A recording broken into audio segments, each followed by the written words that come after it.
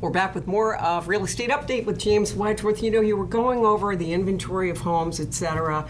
We touched on villas or condos. Can you give me a couple more specifics on that? Because I know you have them. Yeah. For instance, Sea Pines, there's 6 villas on the market today.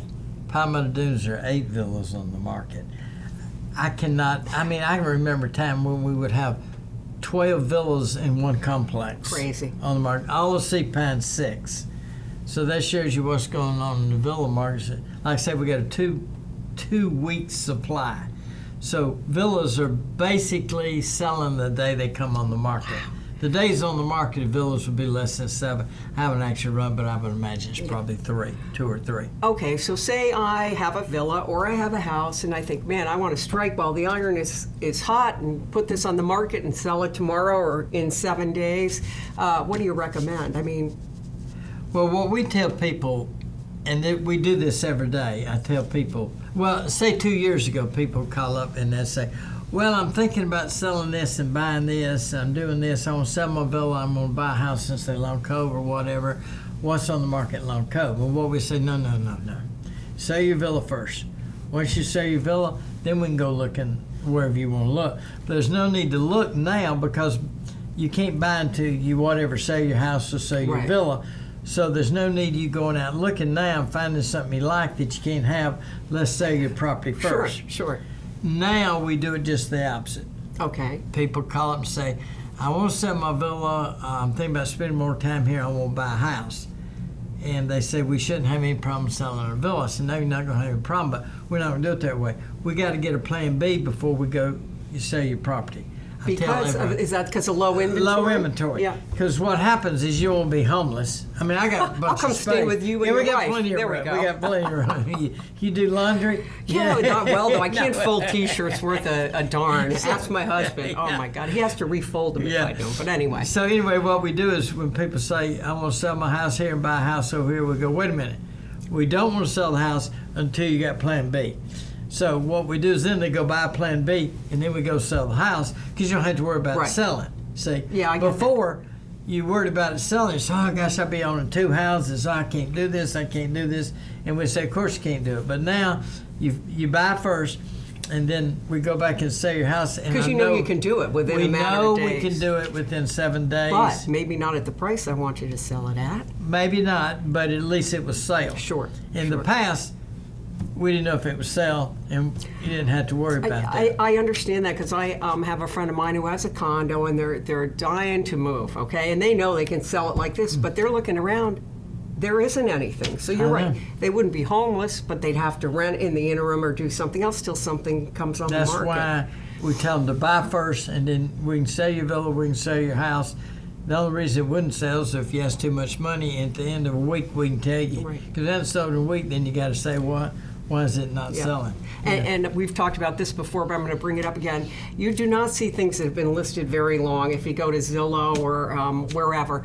But sometimes you do see those things that have been on the market for like 180 days or 360 days. To me, that's like a little alarm bell going off because I'm like, what's wrong? Or is it maybe priced too high and there's nothing wrong? I don't know. It could be priced too high. In today's market, you know, I give you an example. He's probably watching this program, but a friend of mine called the other day and he said, I want to put my house for sale and I want $2 million for it. And I said, oh, gosh, it's not worth $1.5 million. He said, well, the market's strong. I said, the market is strong, but you'd be lucky to get $1.5 million. And he kept saying, well, there's nothing on the market. I said, nobody's going to pay you 25 or 30% more than it's worth. You may get 5-10% more than it's worth, but then they're not going to pay $500,000 more than it's worth. So you got to either sell it at the market price, which is good, or you wait until it gets that high and nothing lasts forever. So I really don't know. Did he end up listing or not? No, he's going to wait. Okay. He didn't have plan B. Hey, are we getting most of these buyers now? Is it people like you mentioned before that decide, well, you know, we're getting up there in years, so we don't want this 4,000 square foot home or 10,000 or whatever, so we're going to downsize, and they're on the island, or they want to, you know, get a bigger place, or are they coming from, you know, out of state? Where are they coming from? Yeah. Okay. Thank you for simplifying. Yeah. Here's what I tell people.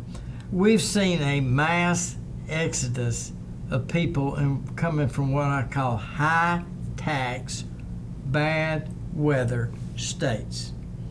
High tax, bad weather. You usually think of the Northeast, Yep. New York, Connecticut, Massachusetts, these states, where they're tired. They're not going to do this anymore. We had a guy that just left New York recently. He said, this is ridiculous. My taxes keep going up 25, 30% a year, and I don't have to do that. Right. So what we're seeing is those people are changing how they look at real estate because they can work from home. I recently sold a house to a guy from Pennsylvania, and he said, hey, I'm going to spend 5 to 7 days a month in my office. Most of my work is done by phone. I work remotely, so that's changed a good bit. So they're coming basically, we're still getting a lot of them just moving around Right. here, but the new influx is basically coming from the northeastern states. I call them How about high the tax. Midwest? Midwest at all? You get some. I've sold more people from California in the last 6 months than I've sold in 39 and a half years. Well, there was a headline, I'm sorry I didn't read the article online, about how people are leaving California in droves. So that doesn't surprise me. I think there's the political reasons that's happening is, Okay, so what do I do if I'm looking for a place? Is there any way for me to get a jump on, maybe this is giving you too easy of a question, but a jump on finding something that's going to be on the market? Because there's just, nothing lasts too long and you're going to be late in getting to it. I cannot tell you the number of people have called me and said, I made offers on 3 houses, hadn't bought one yet. Because someone bids overbids or whatever. And they said, what am I doing wrong? I said, well, you need to find out about them earlier in your search. That's why you need a good realtor. It's got experience. You got a realtor that knows what's coming on the market. Because, see, you got a little lead time. So what you can do is if you tell I tell people, tell me exactly what you want, your price range, bedrooms, baths. Right. And I get you in a little area here. So then I start checking with my other buddies, see if you got anything coming on the market that fits this. And then if I got something, I call them. Because a lot of them are not here, so they got to drive down and look at it. A lot of them are buying a sight unseen, don't know you told me that. Blows my recommend mind. that. Yeah. Well, you said if someone looks at it online, what you say, I think I remember this, is do you have anyone that lives nearby or close enough to come take a look at it in person, which is, I think, a good idea. Yeah, that way I can blame you. You're not on the hook. Yeah, Okay, so that's one way to do it. Say, hey, put your ear to the ground, or you have your ear to the ground, let me know what's coming. Yeah. But here's my question then. So say something's coming on the market, you have someone that's interested in buying. Does the person that's selling say, oh man, this is great, I've already got someone interested, and want their real estate person to start off at a higher price because they know they already have a buyer? You know what I mean? Yeah, that happens in this market. I tell people in this market you're going to pay more than you would have paid 6 months ago, significantly more. But I have people that would call up I had one person, I had a house with me at $250, and they said, we want to offer $900. I said, oh, no, you can't do that. It ended up selling for more than $1,250,000. Right. But the lady kept saying, well, it's not worth that. I said, well, a year ago it wouldn't have been. Right. But today it is. I have to tell you, I feel a little badly for people that sold before all this frenzy I know. began, because you're just like, woulda, coulda, Hindsight's shoulda. always I 20/20. know it Yeah. is. All right, here's one for you. So I get a call, or a friend of mine does, and they say, we want to buy your house or your condo. Let's work out a deal. And you think, hey, I can save on the commission to James Wedgeworth and do it myself. Pros and cons, your thoughts? Well, there's people who've done that, and people who've done that's been very beneficial. Why would you pay me for a service that you already have? So I expect that. Probably the thing you want to do is a couple things. First of all, most of the people who've called me and done that have sold the house too low. Oh, really? Yeah, and so if they would have called me, I said, no, don't take that. It's worth that because this, and this. And we know, see, the market's changing daily. Yeah. Well, not daily, but weekly or Yeah. monthly. It's changing quickly. So it really doesn't matter what you thought your house was 4 or 5 months ago. It's what it's worth today. And the way you arrive at that is by looking at what similar properties have sold, Right. how long they're on the market.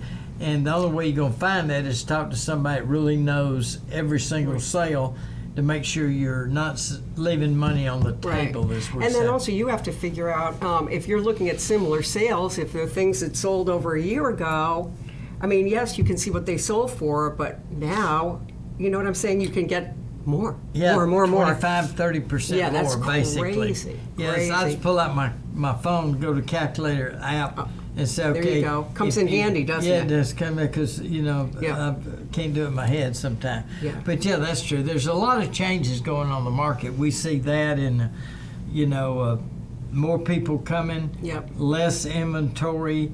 I tell people got to make sure Plan B is in Plan B, place yep. before you go to Plan A.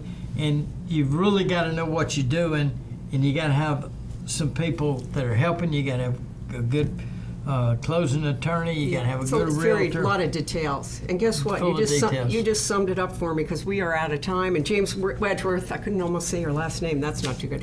It's always good. Great to being have you here. And this is Thank a you. great service we provide for the community. That's right. Thanks everyone for watching. We'll see you the next time.